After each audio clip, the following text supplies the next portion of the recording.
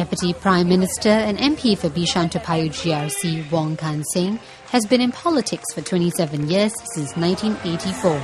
During the PAP Community Foundation's 25th anniversary celebrations at Bishan Active Park on Sunday, DPM Wong fielded questions from the media about the upcoming general elections. I just read about it in the newspapers like everybody this morning, so you don't really have time to study what they're proposing. But like in all brochures the companies put out, it is beyond just what is being written there. You've got to drill down to the details as to what exactly do they mean by their specific recommendations. So if you talk about housing, for example, one of the items is about housing median income and keep property prices only at median income, remember it's 20 years. Well, what will be the details like? Does it mean that if one pays the mortgage for 20 years, does one need to pay a higher sum every month? And when that works out, what would it be compared to in terms of the income servicing ratio? As far as the HDB and the government is concerned, the property prices are pegged at a rate that people can afford. In fact, if people can't afford, then certainly you not have 90% of the Singaporeans at HDB owning HDB homes in the first place.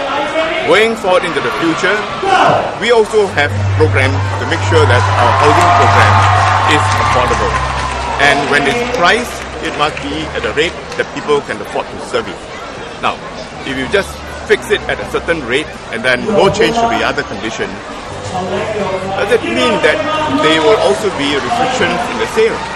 Do they sell according to the market price, or do they sell according to index to inflation, rises in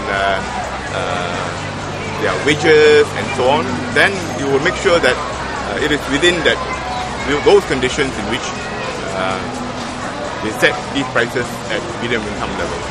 And if you look at the median income of Singaporeans, I believe it's about $4,000. What kind of flat will you build for the $4,000 20 years without a sizable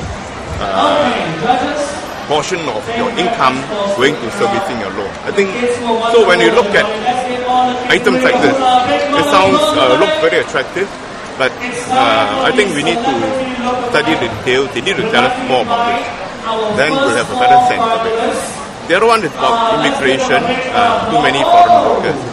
Well, we know that in the years before 2008 and 2008, we have significant economic growth. The companies were actually looking for people. But we can tell our companies, sorry, you can't bring in foreign workers because that will be too much. You don't have the facilities to cater to them, and therefore companies need not hire more workers, and therefore they can decide where they want to go. Now, if we have a policy like that, certainly growth will be smaller. Some jobs may even be lost because companies may need to go overseas in order to find enough workers. So when you look at issues like this, whether we are being too open, and when you consider the number of jobs created in some of those years, about 120, 150,000 new jobs, how many Singaporeans do we have to fill up the 120, 140,000 new jobs? And if we don't have enough, what will happen to the companies that need these workers? We have been talking about improving productivity for a long time, but these need to be done in a manner that the company can cope, and in a manner that we can provide in terms of the training and raising of worker skills, etc., which we do all the time. And you can't just in one step say, I will now make my worker more productive by doing X. It can't be done in 1 year. Mr. Wong, are you saying that right now at face value, the Workers' Party's suggestions are not viable? No, I'm not saying something like that. What I'm saying is that when people look at all these items, they should look into the details, perhaps ask for better explanation as to how these policies can be implemented. In addition, the WP is also calling for more transparency in the criteria. Well, I have no time to go and study all those, so I will not go into all the details in commenting on the work. Their manifesto. Yeah? So what about Workers' Party asking for a 1/3 opposition to be voted into? Well, today I'm having this function to communicate with my residents, and I would focus on what I'm going to do for them, for Bishan to Payoh residents. I'm not here to go and either promote or criticize the Workers' Party manifesto, because frankly, if anyone reads in the papers today, it's the first time they will read of it in that kind of detail. But even then, when you flesh it out, what does it look like? I am not in a position to comment. Yeah. How concerned are you that people will be taken in by the suggestions?